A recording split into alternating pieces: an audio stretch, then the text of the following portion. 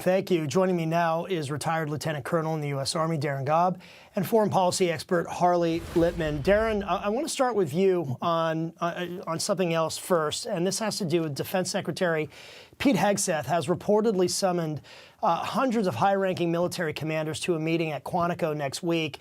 We really don't have details about why this is being done. Vice President Vance downplayed the reporting today, saying he didn't think it was unusual or a big story, only being made that way by the press. But it does seem fairly unusual to summon 800-plus commanders, we're talking about generals, admirals, to Quantico, or is it not unusual? What do you think? I served for nearly 30 years, and I've never seen anything like it. So I find it highly unusual, and I'm also very curious as to about the objective. I could come up with a lot of different possibilities, but I don't know for a fact what they might be.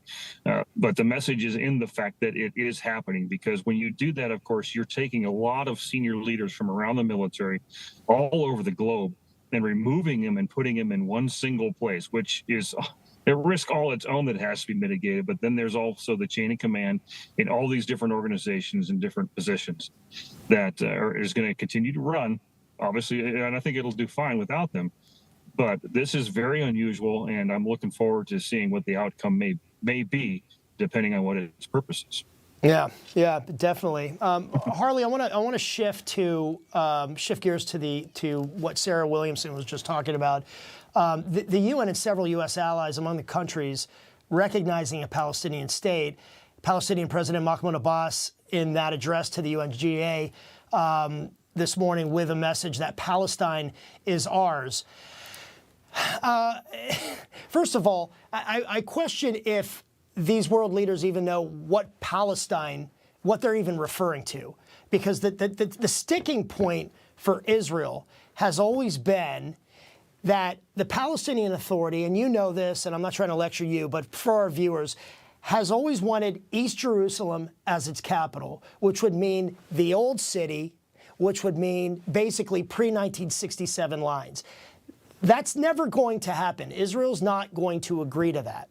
So what do they think Palestine actually is? I mean, as you know, Judea, Samaria, or as we often refer to as the West Bank. And would the Palestinian Authority be better suited to agree to a Palestinian state with Ramallah as its capital and stop demanding East Jerusalem? Well, regardless of the way Mahmoud Abbas presents it, it all amounts to one thing. Their goal is to destroy Israel. It's always been their goal. When Mahmoud Abbas condemned the attack of Hamas on Israeli civilians on October 7th, he said he rejected it and Palestinians rejected it. That's just not true. It's a lie. There are many surveys, even today, that show that the majority of Palestinians overwhelmingly still support what happened on October 7th.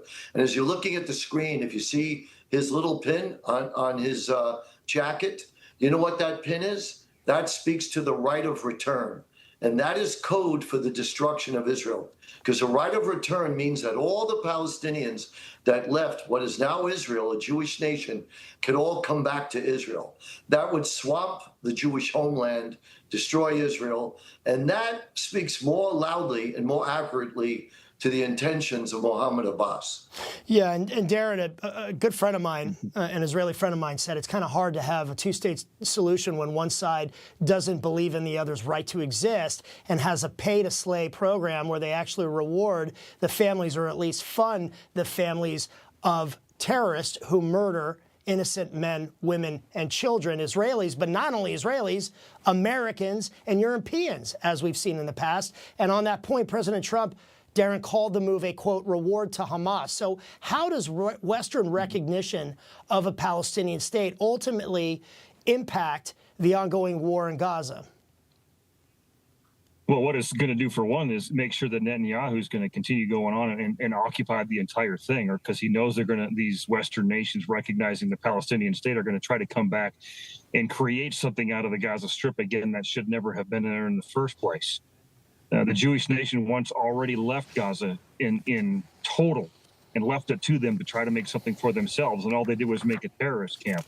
So if these Western nations doing this are creating a lot of fractures in Western alliances, They're showing who they're truly aligned with, and we're risking a much bigger picture on the geopolitical scale that shows even somewhat a fracture in NATO alliances.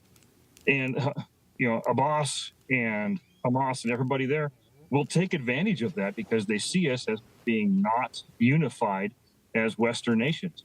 And that's something that should concern everybody because, frankly, there is no such thing as a two-state solution. There's continuing two-state failure, and these nations are continuing to push for it, and they shouldn't be.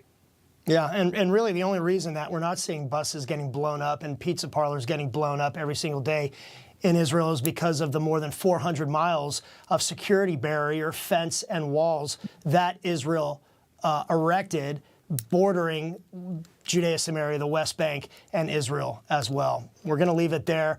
Lieutenant Colonel Darren Gobb, Harley Lippman, always appreciate your insight, gentlemen. Thank you.